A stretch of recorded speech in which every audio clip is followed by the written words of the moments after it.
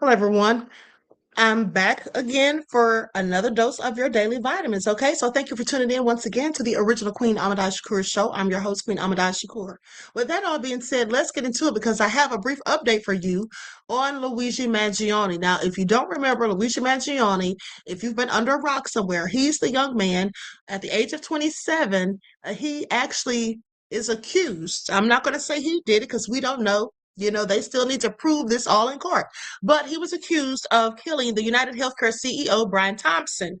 Okay, so as of April, the trials for Luigi Mangione, the 27-year-old accused of fatally shooting United Healthcare CEO in December of 2024, have both they have both been significantly delayed. Okay, his trials, because here's the thing, they're actually charging him. Well, they actually were supposed to have him tried in state and federal, which is so crazy, but his attorneys told the judge, listen, we can't prepare for two trials at the same time. Okay, so they're going to have to make one of them for a later date, but this is all crazy. But like I said previously, they're doing this, in my opinion, so that they can get him one way or another. They want to make sure to make an example out of him so other people don't try to do the same thing. Now, that's just my opinion. But here's what they say. Following hearings in early April of 2026, judges for both cases pushed back the original summer trial dates. Now, the state trial, which is going to be held in New York, was originally scheduled for June of 2026. Judge Gregory Caro has delayed the state murder trial until September the 8th of 2026. Now, the federal trial, however, after conflicting reports regarding a 2027 start, the most current ruling from U.S. District Judge Margaret Garnett says she has set the federal jury selection for October the 5th of 2026. Opening statements are expected to begin October of 2026 or November the 2nd of 2026. But here's the good news. The death penalty is off the table. You see, in early 2026, a federal judge dismissed the murder-related firearm charge that carried the possibility of capital punishment.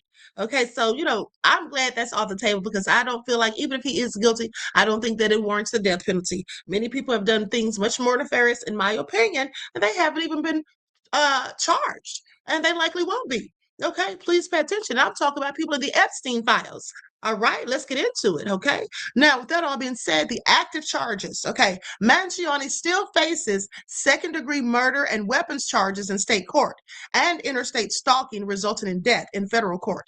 Now, if convicted, he faces up to life in prison. Okay, now that's a good reason to see why they have the state and federal charges, because the interstate stalking resulting in death, that is absolutely a federal case, a federal charge. Okay, so that makes sense. But listen to this: double jeopardy defense. Now they say Mangione and his legal team have argued that facing two separate trials for the same event constitutes double jeopardy, though prosecutors maintain that state and federal entities have separate authority to prosecute. Let me tell you something. This is what I like to call a legal loophole.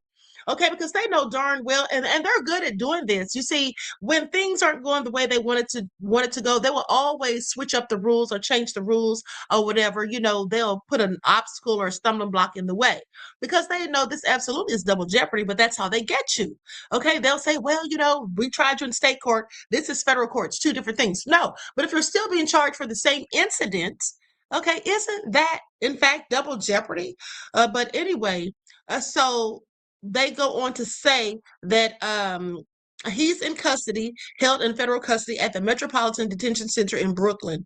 Okay, the same place Diddy was housed before he went on to prison. So, like I said, the good news is that the death penalty is absolutely off the table.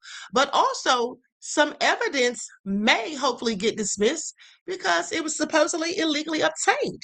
Okay, the police searched his backpack without a warrant. Now, some of the media, the lamestream media, in my opinion, they need to sit down somewhere because do they have law degrees? Some of them may, but um, unless they've been actively practicing law, what do they really know? Okay. So the thing is, some of them feel like the police had every right to, in fact, go through his bag. Like one of the news reporters said, oh, well, what if he had they said, what if he had a bomb in the bag or something like that. Well, if he had a bomb in the bag and they went through there all willy-nilly, as they did, they could have gotten blown to smithereens. Okay, so that was not smart in the first place. And if you suggested or if you thought that there was a probability of a bomb being in the bag, I would have preferred to get a warrant, and then also, even if I didn't get a warrant, but to call the bomb squad. Okay, I'm not digging through a bag when there could be a potential bomb in there. So that makes no sense. That argument clearly doesn't fly, at least not in my opinion.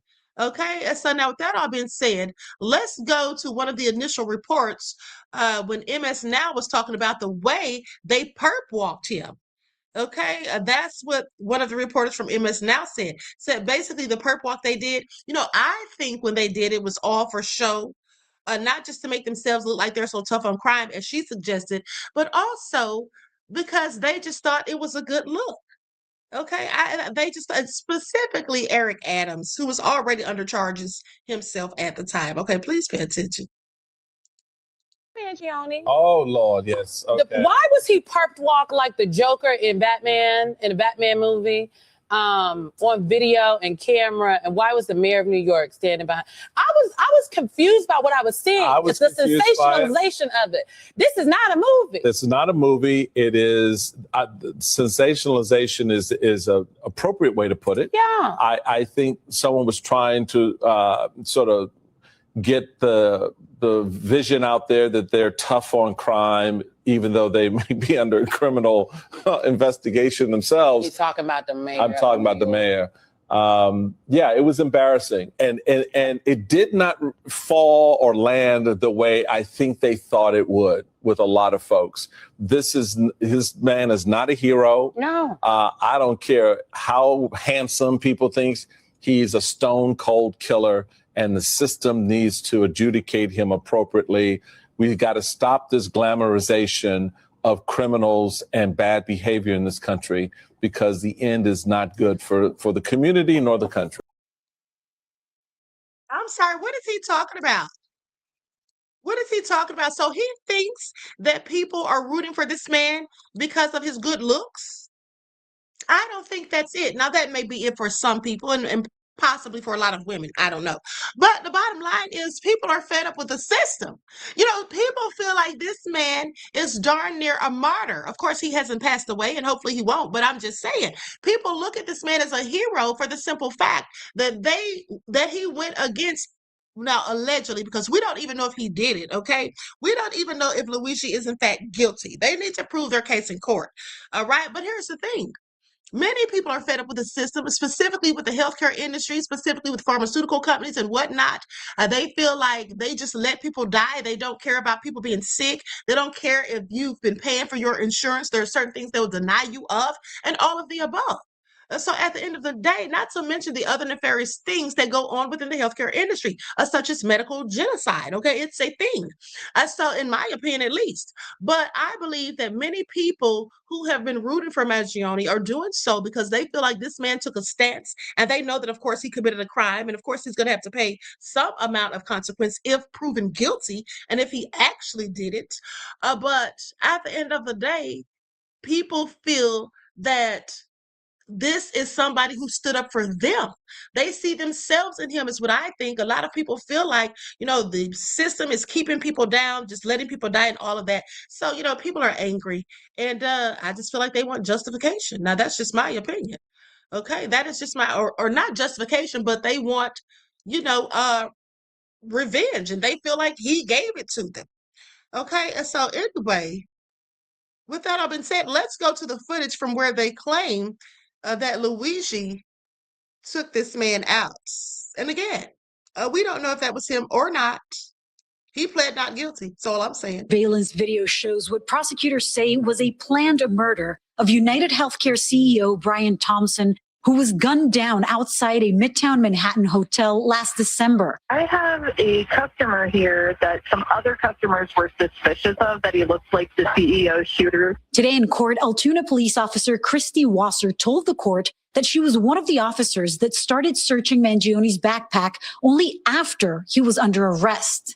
Wasser said she searched the bag while still at McDonald's to make sure there is no bomb. In it, she said she found a loaded gun magazine wrapped in underwear. Moments later, an officer is heard saying, "It's effing him. 100% it's effing him." One officer asks whether they need a search warrant. A superior answers, "We don't need it." Mangione's defense attorneys are trying to bar some of that critical evidence from a jury trial, arguing officers illegally seized those items without a search warrant. If the police officers legitimately and in good faith believe that there's a substantial risk to themselves or the general public, they have every right, every constitutional right to go into that backpack and conduct a warrantless search. So worrying about a bomb being in the backpack, that applies. Absolutely. Later, at the police station, inside his backpack, police say they found a 3D printed ghost gun, a silencer, writings about a plot, a hand-drawn map of Pittsburgh, and a to-do list with the words "survival kit." And today, during cross-examination, Mangione's defense raised questions about the chain of custody of the evidence and about the whole way that the search was handled. Luigi Mangione has pleaded not guilty to all charges. That includes murder at the federal and state level. Okay, Lily Luciano in Lower Manhattan, thank you. Newly released surveillance. Well, I'm going to say this much. I'm going to say this much. At the end of the day, that guy that they were questioning in McDonald's, some people say that doesn't look like Mangione. And the guy said his name was Rosario, Mike Mazzario, somebody Mazzario. I don't know. He looked similar, but it didn't look exactly like him to me. But also another thing is, here's the thing. You know, the healthcare system, like I said, it is the source of many people's frustration. And a major motivator is widespread anger at insurance companies, high premiums, and denied claims. Now, supporters believe the industry prioritizes profit over human lives. And that is the way it is in many of these industries, okay, as far as I'm concerned. And they feel like Luigi Mangione took out what is called symbolic vengeance. Okay, this is something seen as the righteous actor who goes against the elite corporate figures, and his actions including descriptions of insurers as parasites. Okay, that's what they said was in the notebook that he had, and that resonated with those feeling exploited by the very same system that he stood up against. This is what people feel. And also the Gen Z view him as an anti-hero. You know, many particularly younger people see him as demented, as a Robin Hood fighting back against a broken system that offers them little future, often framing it as a desperate response to corporate, environmental, and financial despair. Okay, and then, you know, there is a general distrust amongst the elites. I mean, with us, regular people, for the elites. People just don't trust them because we know that they mean us no good. And look at how nefarious many of these billionaires are. They're the ones in the Epstein files. Okay, they're the ones that are always accused of S trafficking and all of that and getting the RICO cases, these billionaires. Okay, and most of the times they're absolutely guilty. So people don't trust the elite. And that's why some people deem this man as a hero. Some of the support stems from a feeling that wealthy elites are above the law, like Donald Trump, okay, and others, and that, you know, violent action was necessary to disrupt the status quo. Now, I'm not saying that it absolutely is. I don't condone violence only and if unless in defense of yourself or someone else. But with that all being said, this is what some people feel. And, you know, then let's talk about the social media and the appearances of it all.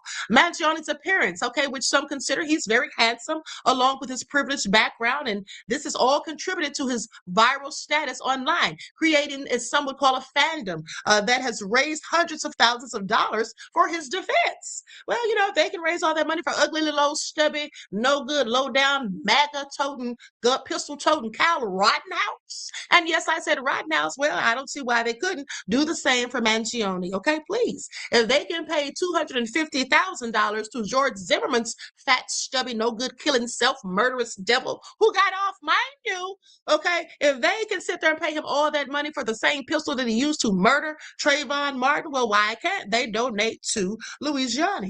Okay, at the end of the day, and that's what they choose. While many people celebrate him, others strongly condemn the act of murder, arguing that violence is not justified. It's not a justified solution to systemic issues, and that the glorification of a violent crime is disturbing. You know, I find that interesting because I absolutely have to say that murder is not the answer per se, but the people that are prosecuting him, The bottom line and the fact of the matter is this.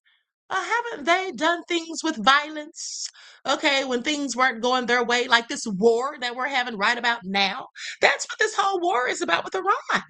Okay, because people are upset and they want their way and they want things to go their way. And then when it isn't, they resort to violence. Absolutely. Okay, so I'm not saying any of it is right because absolutely none of it is. But I'm just saying the pot cannot talk about the kettle when they're both black. And that is why I am so thrilled and glad that the death penalty is absolutely off the table. Okay, so drop me a comment to let me know what you think about Mr. Mangione. And until next time, beloveds, I will talk to you all again soon. Peace.